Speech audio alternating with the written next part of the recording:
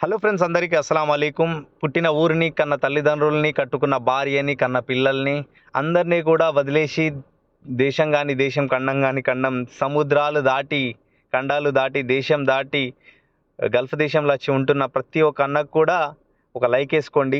వాళ్ళందరి కోసం కష్టపడుతూ టైంకు తింటుండో లేదనిపిస్తుంది. మేము తినకున్నా మీరు మాత్రం మంచిగా ఉంటే అది మాకు కడుపు నింపినట్టు అనిపిస్తుంది. ఈ వారం వచ్చేసి మా ఫ్రెండ్ అయితే అన్నాడు ఏంటంటే దావత్ చేసుకుందామని. గల్ఫ్ దేశంలో ఉంటున్నా మాకు కూడా దావతులు ఉంటాయి, ఇంటికల్లెక్క కాదు. మేమైతే దావత్ చేసుకుందామని పూరీలు తలకాయనైతే తెచ్చుకున్నాం. తలకాయనైతే మా అన్ననైతే కట్ చేస్తుండు. తలకాయ చూస్తారు కదా, మస్తు ఓపికతోటి కట్ చేస్తుండు. తలకాయ కూర సపరేట్ వండుకొని బేజ ఫ్రై అనేది సపరేట్ చేసుకుంటే కిరాక్ ఉంటుంది. బేజ ఫ్రై అయితే సపరేట్గా ఫ్రై అయితే వేసినాం, చూస్తారు కదా, మామూలుగానైతే లేదు. ఇంకా కూరనైతే పొయ్యి మీద అయితే వేసినాం. వేసిన తర్వాత మంచిగా ఫ్రై అయిన తర్వాత మీదికించి పసుపు, కారం అవన్నీ అయితే వేస్తున్నాం. మసాలాలను వేసిన తర్వాత కొద్దిసేపు ఉడికించిన తర్వాత మన గుమగుమలాడించే తలకాయ కూర రెడీ అయిపోయింది. దాంతోపాటు పూరీలు కూడా రెడీగా ఉన్నాయి. దాంతోపాటు బేజా ఫ్రై అయితే పక్కనే ఉంది.